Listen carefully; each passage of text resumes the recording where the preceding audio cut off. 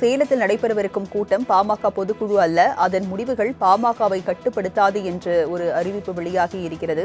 அதனை அண்மை செய்தியாக நாம் பார்த்துக் கொண்டிருக்கிறோம். ராமதாஸ் பெயரை குறிப்பிடாமல் அன்புமணி தரப்பு பாமக சார்பில் இந்த அறிக்கையானது வெளியிடப்பட்டிருக்கிறது. சேலம் கூட்டம் எங்களை கட்டுப்படுத்தாது என்று அன்புமணி தரப்பு பாமக சார்பில் பரபரப்பு அறிக்கையானது தற்போது வெளியிடப்பட்டிருக்கிறது. சேலத்தில் நடைபெறவிருக்கும் கூட்டம் பாமக பொதுக்குழு கூட்டம் அல்ல, அதன் முடிவுகள் பாமகவை கட்டுப்படுத்தாது என்று அன்புமணி தரப்பு ஒரு அறிக்கையை வெளியிட்டிருக்கிறது. அதனை அண்மை செய்தியாக நாம் பார்க்கிறோம். ராமதாஸ் பெயரை குறிப்பிடாமல் அன்புமணி தரப்பு பாமக சார்பில் இந்த அறிக்கையை வெளியிட்டிருக்கிறது. கூடுதல் விவரங்களை செய்தியாளர் ராஜேஷ் வழங்க கேட்கலாம். ராஜேஷ், அன்புமணி தரப்புல என்ன அறிக்கை வெளியிடப்பட்டிருக்கு? வணக்கம். பாமக தலைமை நிலைய செய்தி என்று வெளியாகி இருக்கக்கூடிய அந்த செய்தியில் சேலத்தில் நடைபெறவிருக்கும் கூட்டம் பாமக பொதுக்குழு அல்ல, அதன் முடிவுகள் பாமகவை கட்டுப்படுத்தாது. பாட்டாளி மக்கள் கட்சியின் பொதுக்குழு மற்றும் செயற்குழு கூட்டமானது சேலம் 5 சாலை ரத்தின ஜெயக்குமார் திருமண அரங்கத்தில் நடைபெறும் என்று ஊடகங்களில் செய்திகள் வெளியாகியுள்ளன. அத்தகைய அறிவிப்பு எதையும் பாட்டாளி மக்கள் கட்சி தலைமை வெளியிடவில்லை. பாட்டாளி மக்கள் கட்சியின் அமைப்பு விதிகள் 15, 16 ஆகியவற்றின் அடிப்படையில் பாட்டாளி மக்கள் கட்சியின் பொதுக்குழு உள்ளிட்ட எந்த கூட்டமும் பொதுக்குழுவால் தேர்வு செய்யப்பட்ட கட்சியின் தலைவர், பொதுச் செயலாளர் ஆகியோரால் கூட்டப்பட்டு பொதுக்குழுவால் தேர்ந்தெடுக்கப்பட்ட கட்சியின் தலைவரின் தலைமையில் தான் நடத்தப்பட வேண்டும் என சென்னை உயர்நீதிமன்றத்திலும் டெல்லி உயர்நீதிமன்றத்திலும் ஒரு தரப்பினர் தொடர்ந்த வழக்கில் பாட்டாளி மக்கள் கட்சியின் தலைவர் மருத்துவர் அன்புமணி ராமதாஸ் தான் என்பதை உறுதி செய்யப்பட்டுள்ளது. பொதுக்குழுவை கூட்டவும் அதற்கு தலைமை ஏற்கவும் அவரை தவிர வேறு யாருக்கும் அதிகாரம் இல்லை.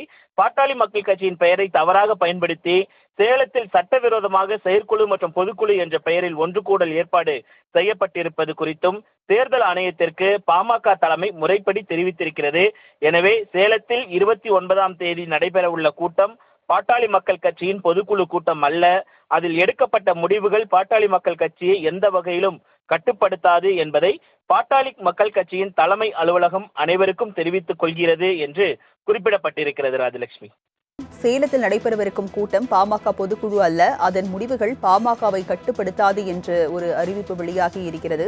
அதனை அண்மை செய்தியாக நாம் பார்த்துக் கொண்டிருக்கிறோம். ராமதாஸ் பெயரை குறிப்பிடாமல் அன்புமணி தரப்பு பாமக சார்பில் இந்த அறிக்கையானது வெளியிடப்பட்டிருக்கிறது. சேலம் கூட்டம் எங்களை கட்டுப்படுத்தாது என்று அன்புமணி தரப்பு பாமக சார்பில் பரபரப்பு அறிக்கையானது தற்போது வெளியிடப்பட்டிருக்கிறது. சேலத்தில் நடைபெறவிருக்கும் கூட்டம் பாமக பொதுக்குழு கூட்டம் அல்ல, அதன் முடிவுகள் பாமகவை கட்டுப்படுத்தாது என்று அன்புமணி தரப்பு ஒரு அறிக்கையை வெளியிட்டிருக்கிறது. அதனை அண்மை செய்தியாக நாம் பார்க்கிறோம். ராமதாஸ் பெயரை குறிப்பிடாமல் அன்புமணி தரப்பு பாமக சார்பில் இந்த அறிக்கையை வெளியிட்டிருக்கிறது. கூடுதல் விவரங்களை செய்தியாளர் ராஜேஷ் வழங்க கேட்கலாம். ராஜேஷ், அன்புமணி தரப்புல என்ன அறிக்கை வெளியிடப்பட்டிருக்கு? வணக்கம். பாமக தலைமை நிலைய செய்தி என்று வெளியாகி இருக்கக்கூடிய அந்த செய்தியில் சேலத்தில் நடைபெறவிருக்கும் கூட்டம் பாமக பொதுக்குழு அல்ல, அதன் முடிவுகள் பாமகவை கட்டுப்படுத்தாது. பாட்டாளி மக்கள் கட்சியின் பொதுக்குழு மற்றும் செயற்குழு கூட்டமானது சேலம் 5 சாலை ரத்தின ஜெயக்குமார் திருமண அரங்கத்தில் நடைபெறும் என்று ஊடகங்களில் செய்திகள் வெளியாகியுள்ளன. அத்தகைய அறிவிப்பு எதையும் பாட்டாளி மக்கள் கட்சி தலைமை வெளியிடவில்லை.